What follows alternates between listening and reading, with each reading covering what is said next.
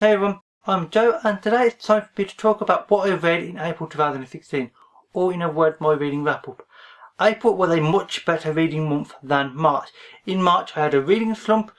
Every time I tried to pick up a book I just couldn't really get into it and I just kept putting it down after only a few chapters. That didn't happen in April. I'm happy to say I really managed to get into everything I read and I managed to get an awful lot read, of which I'm very pleased about. In total I read 11 books, quite a few short stories and a webcomic as well, which I'll talk about at the end. And without further delay I'll get started talking about them, because otherwise this video is going to be even longer than it already is going to be. The first book that I read was Porthouse Blue by Tom Sharpe. This is dark satirical humour. It happens to be the 6th Tom Sharpe book I have read, and like the previous 5, this has made me laugh so hard I was crying, I was red in the face, and I thought I was going to break a rib.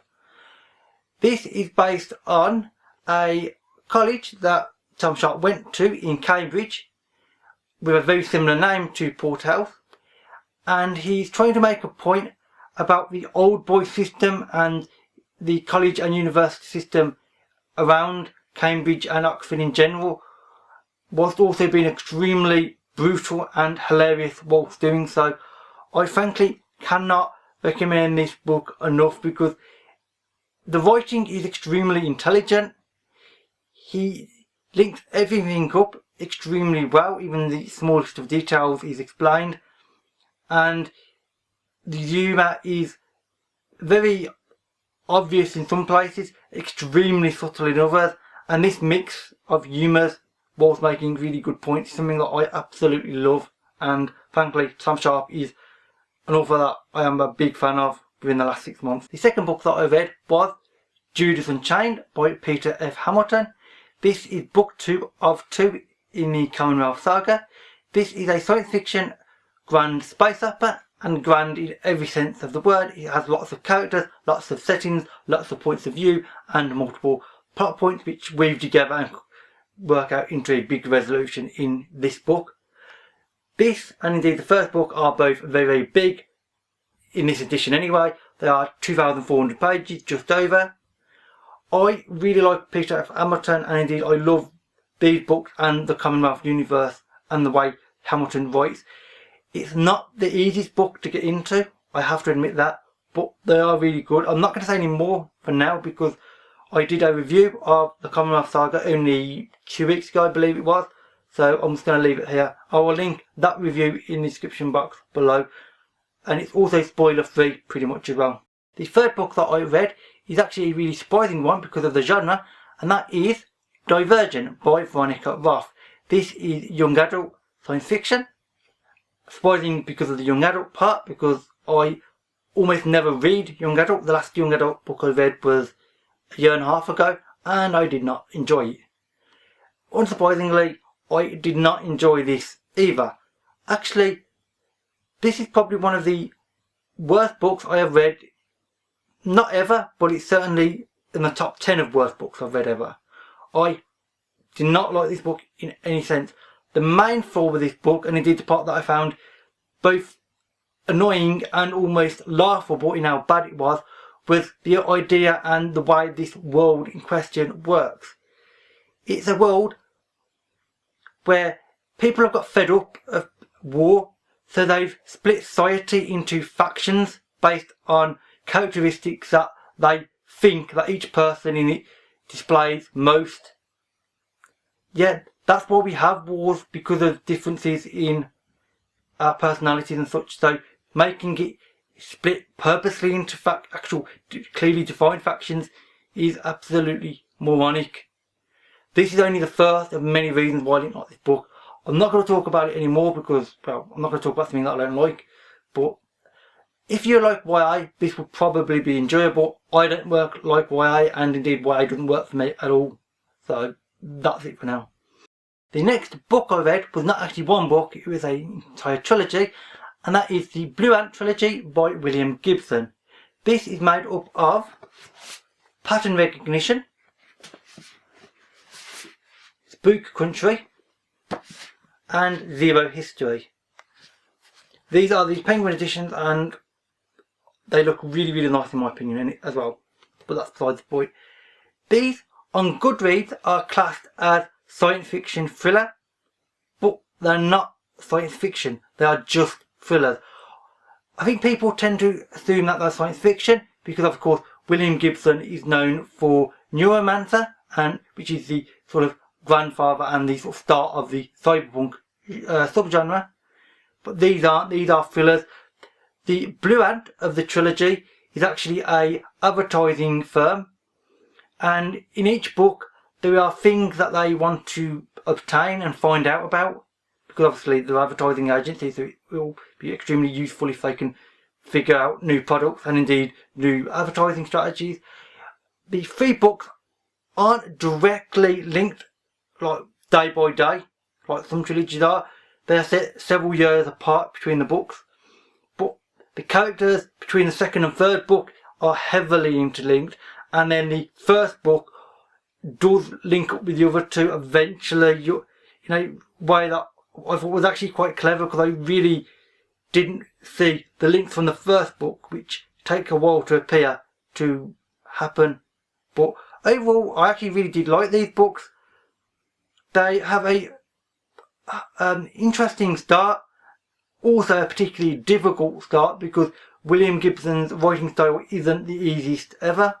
I mean, even Neuromancer, which I liked, is not an easy book to get into, but in the end they are quite good and I did enjoy reading them. The 7th book that I read was Her Smoke Rose Up Forever by James Tiptree Jr. This is the pseudonym for Alice Sheldon.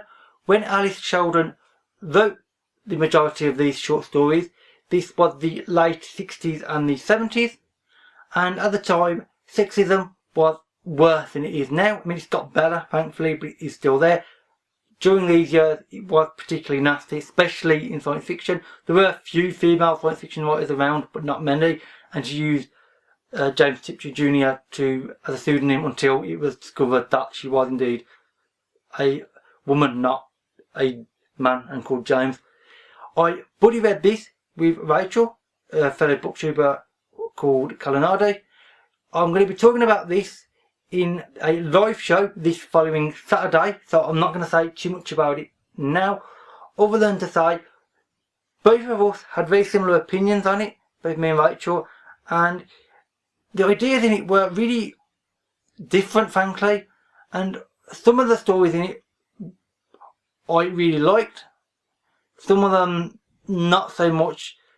The themes in it are interesting and quite varied, and overall it's a curious mix, because some of them are really good, some of them, yeah, not so much, but I'll talk about that in the live show this following Saturday. Anyway, the 8th book that I read was Ringworld by Larry Niven. This is a classic science fiction novel. In this, humanity has started to expand to the stars.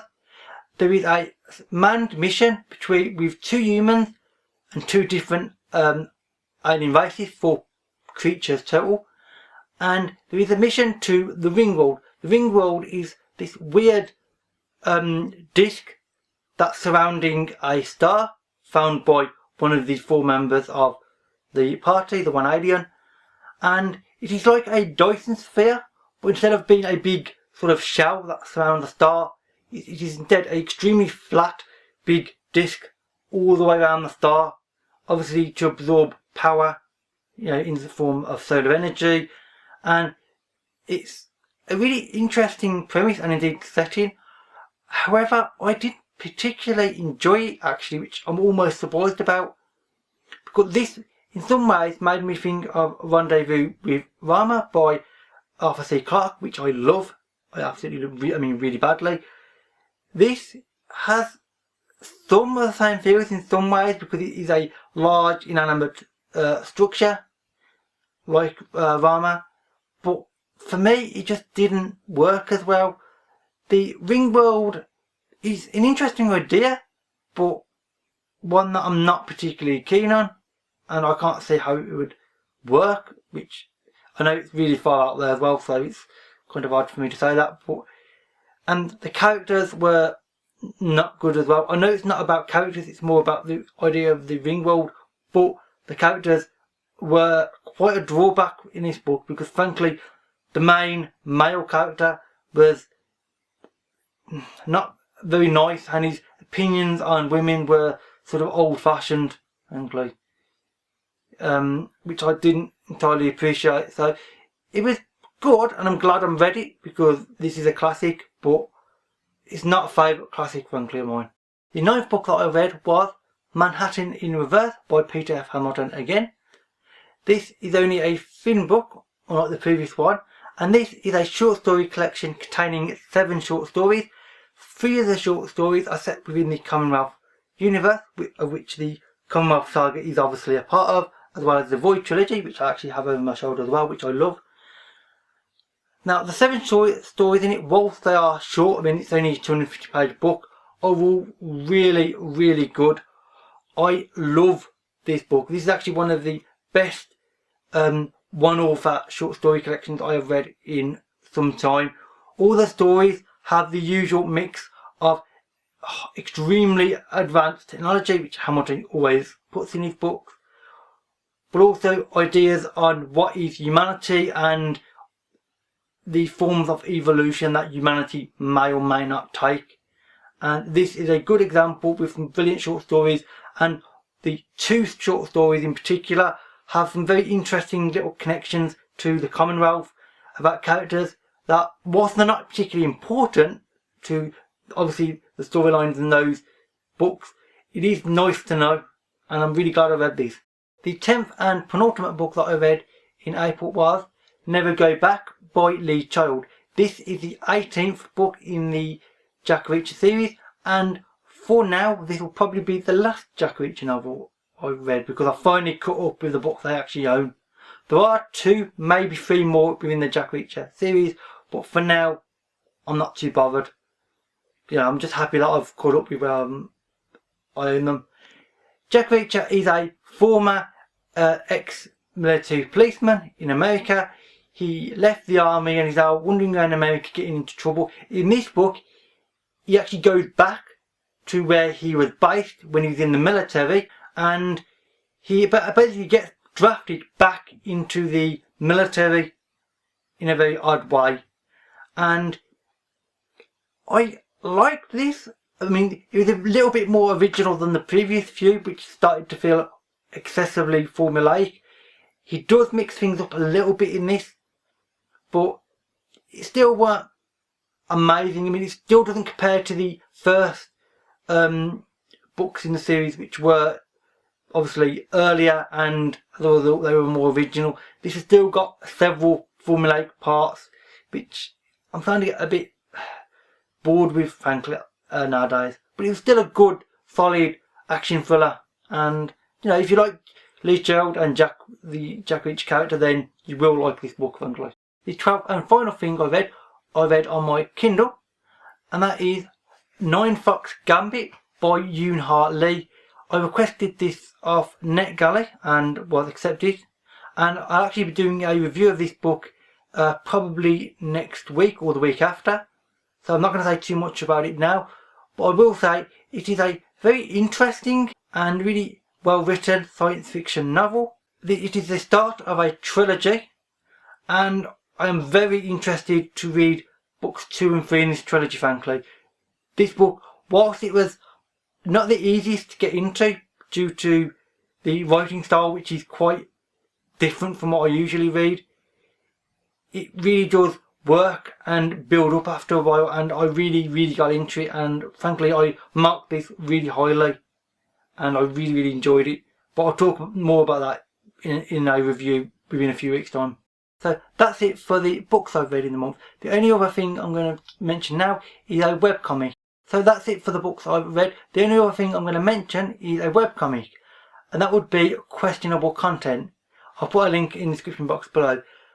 I blame and thank Rachel or Kalinardi for getting me into this, because she talked about it in a very enthusiastic manner in a video about 3 or 4 weeks ago. And basically in April I was reading many episodes per night for about half an hour every night for about 2 or 3 weeks, trying to catch up, because this has been running for about 12 years at this point, and there are over 3,200 issues of the webcomic available, and I am now up to date with them. As you can tell by the fact I've read 3,200 episodes of a webcomic in a month, I really enjoyed this webcomic. It's really funny, and all I'm going to say is there are little robots. One of them is called Point Size, and he's just, well, he's point size. I can't really explain him. Just go there and just have a look at it, and I personally found this really good, and I'm going to be reading this for now on. So with that said, that is it for everything that I read in April. It was a really good month in total, and hopefully May turned out just as good. All my social media links can be found in the description box below. If you've read any of these books or would like to, then please leave me a comment and we can have a conversation. And with that said, that is it. So thank you for watching, and I'll see you another day. Bye for now.